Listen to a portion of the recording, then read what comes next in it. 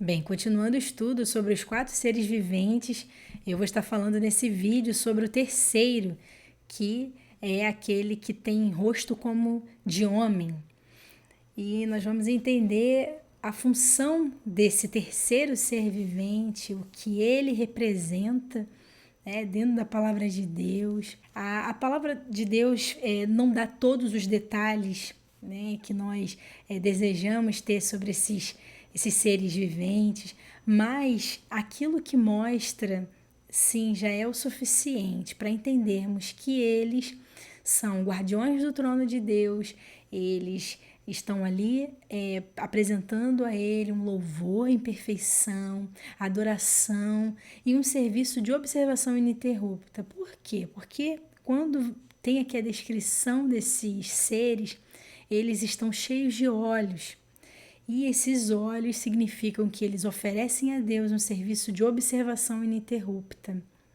E como tudo aquilo que Deus ele fez tem ali a sua marca, a marca do seu autor, tudo aquilo que Deus fez glorifica Ele. Então, esses seres vivos, eles carregam uma tipologia. E que tipologia é essa? Eles representam as 4 faces de Cristo e também os 4 evangelhos eternos. Esse rosto como que de homem fala da humanidade de Cristo, fala que Cristo encarnou. Ele veio, um ser divino que se esvaziou de si mesmo, tomou a figura de homem. Como diz lá em Filipenses capítulo 2, o apóstolo Paulo, ele foi brilhante ali naquela narrativa, falando que Cristo, ele se esvaziou, e ele se tornou como um de nós. Então, o evangelho que é representado, que este ser vivente representa, é o Evangelho de São Lucas. O Evangelho de São Lucas tem todo ali o cuidado de descrever o sofrimento de Cristo, a humanidade de Cristo. E é maravilhoso esse Evangelho, porque nós podemos ver que ele verdadeiramente sentiu as dores que nós sentimos. Ele sofreu as mesmas paixões. Ele foi moído. E ninguém melhor do que um médico, porque Lucas ele era o médico amado do apóstolo Paulo, para relatar todos esses detalhes da vida humana. Esse ser vivo, esse terceiro ser vivente, ele oferece a Deus um serviço de observação sobre esse evangelho, o evangelho de São Lucas, nos 4 cantos da terra. E eles estão ali diante de Deus, velando, sobre a palavra do Senhor. E então, quando a palavra do Senhor é proclamada, é anunciada, nós estamos ali declarando sobre o Evangelho de Lucas que Cristo, ele veio como homem. Muitos falam que Cristo, ele veio 100% homem, 100% Deus. Mas a Bíblia é muito clara em pontuar essa questão, dizendo que Cristo ele se esvaziou de sua glória. Ele deixou a sua divindade para ser homem. Então ele veio 100% homem. Ele foi obediente como homem, não como um Deus. E isso é para a gente pensar, porque dentro do evangelho, não do evangelho em si, mas entre os evangélicos, entre os cristãos, especificamente, existem muitos conceitos errados, muitas coisas que nós aprendemos e acabamos reproduzindo sem pensar e que não tem nada a ver com a palavra de Deus.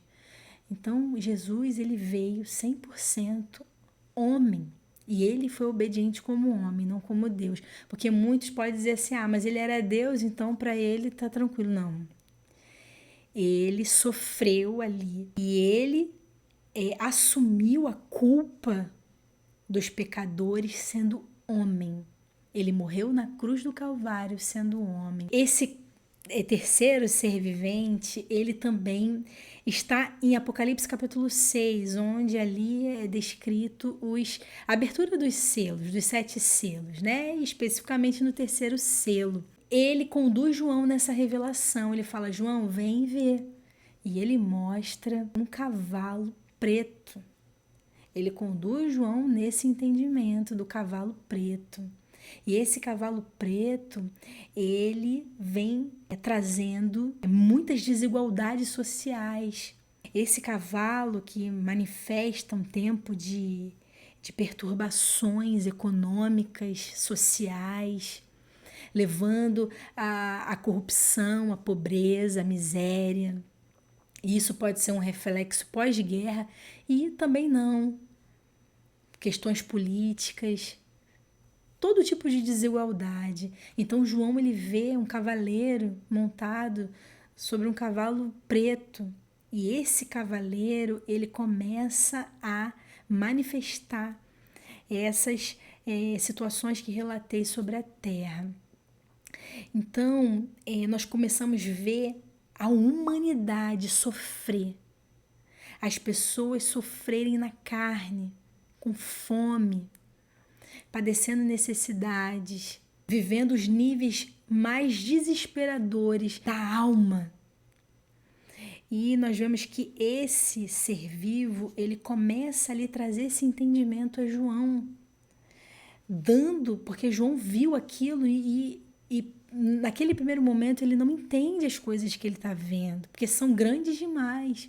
Então nós vemos que esses seres vivos, eles são dotados de extrema sabedoria. Esses seres vivos, eles estão diante do trono de Deus para servir a Deus naquilo que Deus deseja.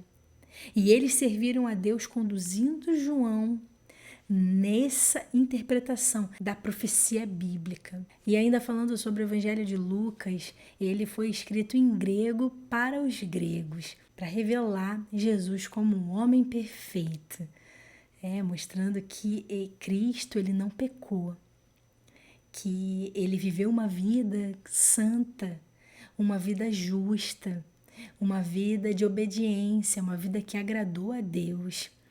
Através da sua obediência, ele pôde cumprir o plano de Deus, o plano de salvar, de resgatar o homem.